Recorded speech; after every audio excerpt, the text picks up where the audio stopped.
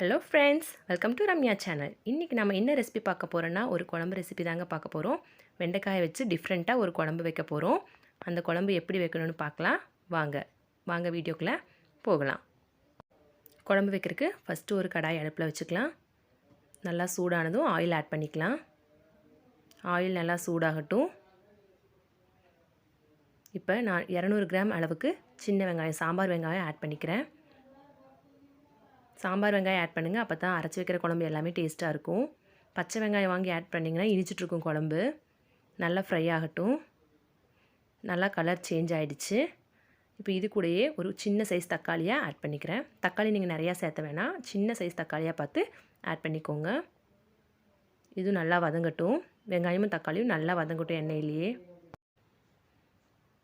நல்லா வதக்கி எடுத்துக்கலாம் வெங்காயத்தையும் தக்காளியையும். இப்போ இது கூடவே ஒரு கைப்பிடி அளவு கறிவேப்பிலை ஆட் பண்ணிக்கலாம். நம்ம தாளிக்கிறப்பவும் கருவேப்பிலை ஆட் பண்ணுவோம். அப்படி தாளிக்கிற கருவேப்பிலை வந்து எடுத்து வச்சுருவாங்க பெரியவங்களும் குழந்தைங்க எல்லாருமே. இப்படி ஆட் பண்ணி அரைச்சிட்டிங்கன்னா அந்த கருவேப்பிலோட எல்லா சத்துமே நமக்கு கிடைக்கும். இப்போ இது கூடவே 2 டீஸ்பூன் மல்லித்தூள், 1 டீஸ்பூன் மிளகாத்தூள், 1 டீஸ்பூன் மட்டன் மசாலா ரெண்டையும் சேர்த்திக்கலாம். மட்டன் மசாலா ஆட் பண்ணால் மசாலா குழம்புன்னு நினச்சிக்காதீங்க. இதில் நம்ம புளியும் ஆட் பண்ணுவோம். மசாலாவும் ஆட் பண்ணி புளியும் ஆட் பண்ணி கொஞ்சம் டிஃப்ரெண்ட்டாக இந்த குழம்பு வைக்க போகிறோம். ஒரு சிலர் வந்து வெண்டைக்காயில் வந்து வெறும் புளி குழம்பா வைப்பாங்க, இல்லை மசாலா குழம்பா வைப்பாங்க. நம்ம ரெண்டையும் ஆட் பண்ணி ஒரு டிஃப்ரெண்ட்டாக ஒரு குழம்பு வைக்க போகிறோம் இன்றைக்கி. கண்டிப்பாக ட்ரை பண்ணி பாருங்கள், டிஃப்ரெண்ட் டேஸ்ட்டில் இருக்கும். நல்லா வதங்கிடுச்சு. இப்போ ஒரு ஜாரில் இந்த சைஸ் தேங்காயை வந்து ஃபஸ்ட்டு கட் பண்ணி போட்டுக்கலாம். தேங்காய் வந்து துருவுற மாதிரி இல்லை என்கிட்ட, அதனால் நான் கட் பண்ணி ஃபஸ்ட்டு அந்த தேங்காயை அடிச்சுட்டு அது கூட நம்ம வதக்கி வச்ச வெங்காயம் தக்காளியும் சேர்த்து அரைச்சி எடுத்துக்க போகிறேன். துருவன தேங்காய் இருந்துச்சுன்னா நீங்கள் இந்த வெங்காயம் தக்காளி கூடயே ஒரு வதக்கி ஆட் பண்ணி அரைச்சி எடுத்துக்கலாம். இப்போ குழம்பு வைக்கிறதுக்கு ஒரு கடாயில் எண்ணெய் ஊற்றிக்கிறேன். எண்ணெய் கொஞ்சம் தாராளமாகவே ஊற்றுங்க, அப்போ தான் டேஸ்ட்டாக இருக்கும். எண்ணெய் நல்லா காஞ்சதும் கடுகு உளுந்து பருப்பு போட்டு தாளிச்சிக்கலாம். கடுகு உளுந்து பருப்பு நல்லா பொரிஞ்சிருச்சு. இப்போ இது கூடவே ஒரு 10 சின்ன வெங்காயம் வந்து நான் 2 வெட்டி வச்சுருக்கேன், அதை ஆட் பண்ணிக்கிறேன். ஒரு 10 பல்லு பூண்டையும் அப்படி முழுசாக ஆட் பண்ணிக்கலாம். நல்லா பொரியட்டும். இது கூடவே ஒரு கைப்பிடி அளவு கருவேப்பிலையும் போட்டு தாளிச்சிக்கலாம். நல்லா ஃப்ரை ஆகிடுச்சு. இப்போ வெண்டைக்காய் வந்து கட் பண்ணி வச்சுருக்கேன் ஆல்ரெடி நான், அது இதில் ஆட் பண்ணிக்கலாம். இந்த சைஸ்க்கு நீங்கள் கட் பண்ணால் போதும். ரொம்ப சிறுசாகவும் கட் பண்ண வேண்டாம், பெருசாகவும் கட் பண்ணாமல் ஒரு மீடியம் சைஸில் கட் பண்ணி ஆட் பண்ணிக்கோங்க. நல்லா இந்த எண்ணெயிலே வதக்கி எடுத்துக்கலாம். நல்லா வதங்கட்டும் வெண்டைக்காய்.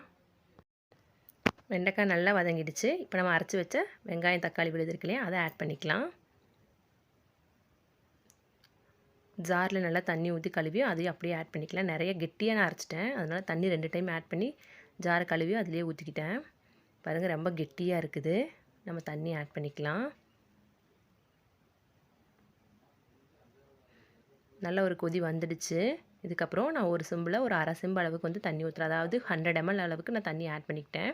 குழம்பு ரொம்ப கெட்டியாக இருக்குது அப்படிங்கிறதுனால ஆட் பண்ணிக்கிட்டேன். வெண்டைக்காயும் வேகணும். நம்ம ஆயிலில் ஃப்ரை பண்ணுறப்போ ஒரு 50% தான் வெந்திருக்கும். அதனால் இப்போயும் நான் கொஞ்சம் தண்ணி ஆட் பண்ணி வேக வச்சுக்கிறேன். அது கூடவே 2 டீஸ்பூன் அளவுக்கு உப்பு ஆட் பண்ணிக்கலாம். உப்பு அளவாக ஆட் பண்ணிக்கோங்க. கடைசியாக பார்த்து நம்ம ஆட் பண்ணிக்கலாம். பத்தலைன்னா கூட போயிடுச்சுன்னா அப்புறம் மறுபடியும் நம்ம தண்ணி ஊற்ற வேண்டியது வரும், கொதிக்க வைக்க வேண்டிய வேலை வந்துடும். அதனால் அளவாக தான் நான் ஆட் பண்ணுறேன். கடைசியாக பார்த்து டேஸ்ட் பார்த்து நம்ம ஆட் பண்ணிக்கலாம் பத்தலைன்னா. இப்போ சின்ன லெமன் சைஸ் அளவு புளியை கரைச்சி அதையும் ஆட் பண்ணிக்கிறேன். நிறைய புளி ஊற்ற வேணாம், கொஞ்சம் ஒரு 2 கொட்டை அந்த அளவுக்கு மட்டும் கரைச்சி ஊற்றிக்கோங்க. பெருங்காயத்தூள் கொஞ்சம் ஆட் பண்ணிக்கிறேன். நல்லா கலந்து விட்டுக்கலாம். நல்லா குழம்பு கொதிக்கட்டும். அவ்வளோதான், சூப்பராக கொதிச்சிருச்சு. வெண்டைக்காய் வந்துருச்சான்னு ஒரு டைம் செக் பண்ணி பார்த்துக்கலாம். நான் இந்தளவுக்கு கெட்டியாக வச்சுருக்கேன் குழம்பு. இதை விட தண்ணியாக வேணாலும் நீங்கள் வச்சுக்கலாம், இல்லை கெட்டியாக வேணாலும் நீங்கள் வச்சுக்கலாம். இந்த குழம்பு ரொம்ப டிஃப்ரெண்ட்டாக இருக்குங்க.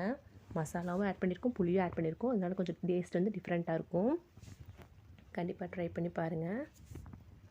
நம்ம சேனலை ஃபஸ்ட் டைம் பார்க்குறவங்களா இருந்தால் மறக்காமல் சப்ஸ்கிரைப் பண்ணிக்கோங்க. பக்கத்தில் இருக்க பெல் ஐக்கானையும் கிளிக் பண்ணிக்கோங்க. அப்போ தான் நான் போடுற வீடியோவோட நோட்டிஃபிகேஷன் உங்களுக்கு உடனுக்குடனே வந்துடும்.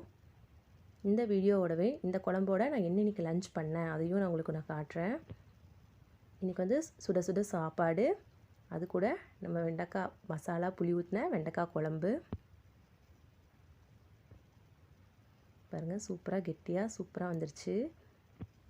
எண்ணெயெல்லாம் தனியாக திரிஞ்சு நிற்கிது பாருங்கள். இது கூடயே தண்டங்கீரை பொரியல், ரசம், தக்காளி ரசம் வச்சுருக்கேன்.